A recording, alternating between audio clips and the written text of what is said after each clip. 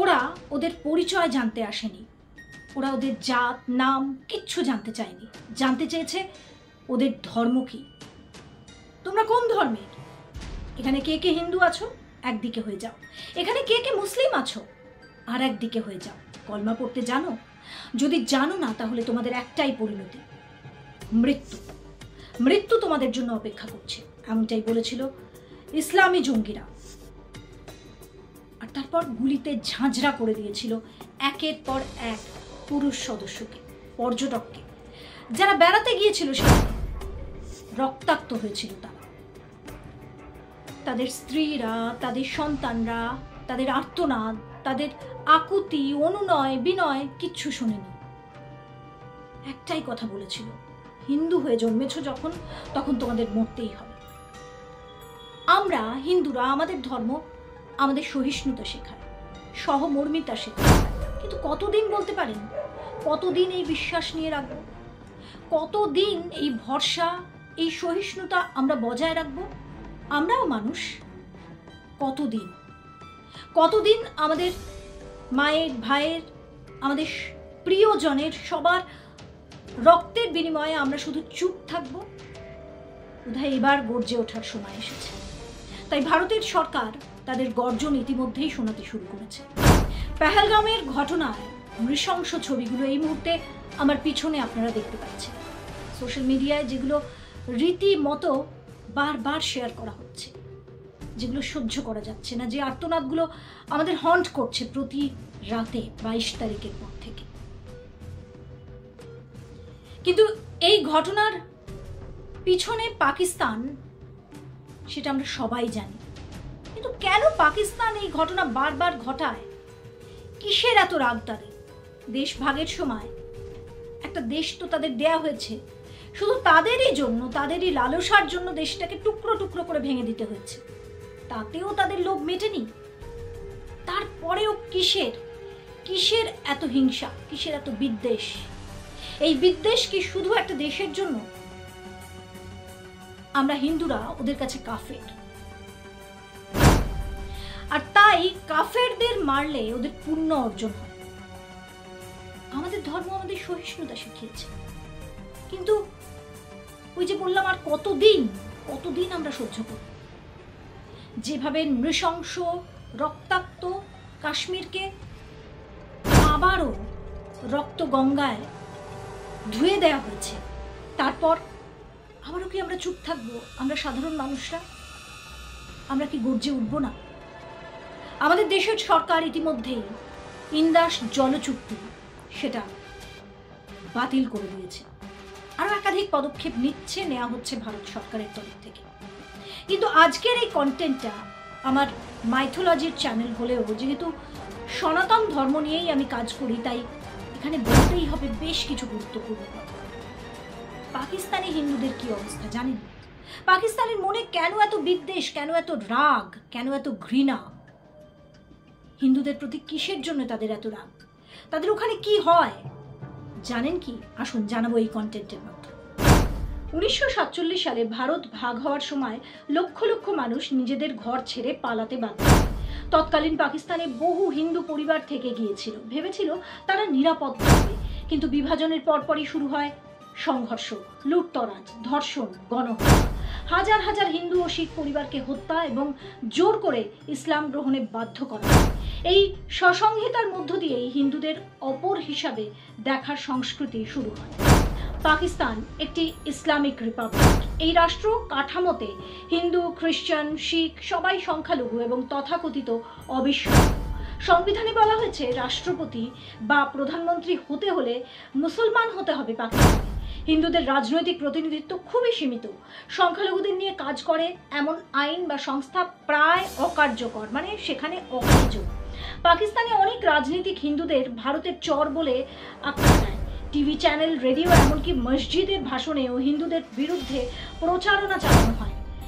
ফলস্বরূপ সাধারণ মানুষের মনে হিন্দুদের প্রতি ভয় এবং ঘৃণার চেতনার জন্ম দেয়, যেটা পাকিস্তান সরকার। পাকিস্তানের বহু পাঠ্য বইয়ে ভারতের বিরুদ্ধে বিষোদ্গার আছে এবং হিন্দুদের অসৎ বিশ্বাসঘাতক হিসাবে দেখানো। একটি স্কুলে শিশু যখন শেখে হিন্দু কাফের, তখন সেই ঘৃণার বীজই ভবিষ্যতের সসংহিতাকে জন্ম দেয়। এই দেশটা ভারত দুটুকরো হয়েই তৈরি হয়েছিল, কিন্তু জানেন তো এর শিক্ষানীতি, এর শিক্ষা ব্যবস্থায়, পাঠ্যপুস্তক সব জায়গাতেই ইসলামী ভাবধারা, কোথাও তার অতীতকে দেখানো হয় না। কেন কেন লুকিয়ে রাখা হয় জানেন কি? এই বিদ্বেষটাকে পুষে রাখার জন্য, এই বিদ্বেষটাকে ছড়িয়ে দেওয়ার জন্য। একেবারে ছোট থেকে যখন কোনো শিশু স্কুলে যায় তখন থেকেই এই ভারত বিদ্বেষ এদের মগজে ঢুকিয়ে দেওয়া হয়, মগজ ধোলাই করা হয় পাকিস্তান। আর এবার আপনাদের একটা তথ্য দিচ্ছি, 1000-এরও বেশি মেয়ে এবং নারীরা পাকিস্তানে, হিন্দু নারীরা, তারা ইসলাম গ্রহণ করতে বাধ্য হয় যতক্ষণ না তারা ইসলাম গ্রহণ করে তাদেরকে রেওয়াত করা হয় না। এটাই পাকিস্তানের রোজনামচা। এবং তারপর দেখানো হয় যে স্বেচ্ছায় এই মেয়েরা, এই নারীরা ইসলাম গ্রহণ করেছে। শুধুমাত্র এই ভারত বিদ্বেষ, হিন্দু বিদ্বেষটাকে তাদের মধ্যে জাগিয়ে তোলা হবে, এই জন্যই এই কাজ করা। এখন আপনাদের মনে হতে পারে যে পাকিস্তানে তো পুলিশ আছে, তাহলে পুলিশের কাছে গেলে যদি অভিযোগ জানানো হয় তাহলে তারা নিশ্চয়ই ব্যবস্থা নেবে। না, প্রশাসন, পুলিশ তারা কর্ণপাত করে না, কারণ প্রত্যেকেরই একটাই এজেন্ডা। একটা ইসলামিক কান্ট্রিতে, একটা ইসলামিক রিপাবলিকে হিন্দুরা থাকতে পারে না। কেন বলছি তারও প্রমাণ আছে। দেখুন, দেশটা যখন ভাগ হয় তখন পাকিস্তানেও বেশ কিছু মন্দির ছিল, অনেক মন্দির ছিল বলা যায়, কিন্তু সেই মন্দিরগুলো আস্তে আস্তে ধ্বংস করে দেওয়া হয়েছে।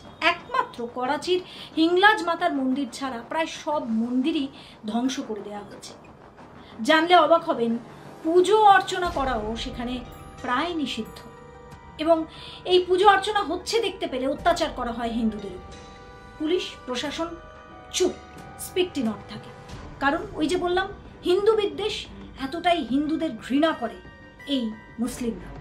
স্বাধীনতার পর থেকে হিন্দুদের মন্দিরগুলোকে হয় গুঁড়িয়ে দেওয়া হয়েছে, নিশ্চিহ্ন করে দেওয়া হয়েছে, আর না হলে দখল করা হয়েছে। দখল করে কি করা হয়েছে? হয় মাদ্রাসা, না হলে মসজিদ বানানো হয়েছে। হিন্দুদের নিপীড়ন সে দেশে ঠিক এই রকম ভাবে হয়। পাকিস্তানের অনেক হিন্দুই এখন ইসলাম গ্রহণ করতে বাধ্য হয়েছেন, কারণ তাদের তো বাঁচতে হবে। তাদের সন্তানরা যখন স্কুলে যায় তখন তাদের দ্বিতীয় শ্রেণীর নাগরিক হিসাবে দেখা হয়। আর তাই ইসলাম গ্রহণ করেন তারা শুধু বেঁচে থাকার জন্য, একটু সম্মান নিয়ে, একটু শান্তিতে থাকার জন্য। না হলেই তো সেই অত্যাচার নেমে আসবে শুধুমাত্র হিন্দু বলে। পাকিস্তানে এখন কিছু মানবাধিকার কর্মী তারা আওয়াজ তোলার চেষ্টা করেন, কিন্তু তারা তো যথেষ্টই কম সংখ্যায়, আর তাদের নিজেদের সুরক্ষাই তো প্রশ্নের মুখে। আগে তো নিজে বাঁচবেন, পরে তো অন্যকে বাঁচাবেন। তাই এই ধরনের যে আন্দোলনগুলো, এই ধরনের কর্মকাণ্ডগুলো সেভাবে কোনো গতিই পায় না পাকিস্তান। যাদের মনে এত বিদ্বেষ, যাদের মনে এত হিংসা,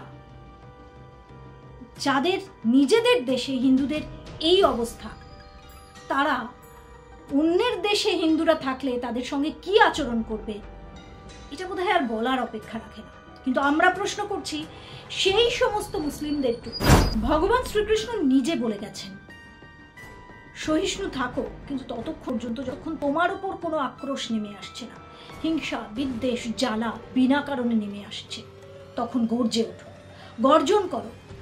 আত্মরক্ষা করাটাও আমার নিজের ধর্ম। তাই যখন গোটা দেশ জুড়ে আজকে প্রত্যেকে আওয়াজ ওঠাচ্ছেন এই ইসলামিক জঙ্গিপনার বিরুদ্ধে, তখন আমাদেরও কর্তব্য এক হয়ে, এক সূত্রে বেঁধে এর প্রতিরোধ করা, হিন্দুদের রক্ষা করা, হিন্দুদের আওয়াজগুলোকে একত্রিত করা, যাতে কোনো দুশ্মন, কোনো মুসলিম, কোনো ইসলামপন্থী জঙ্গিরা আমাদের ওপর একটা আঙুলও তুলতে না পারে, একটা আঁচড়ও কাটতে না পারে। আসুন সবাই এক হই আজকে। জয় হিন্দ।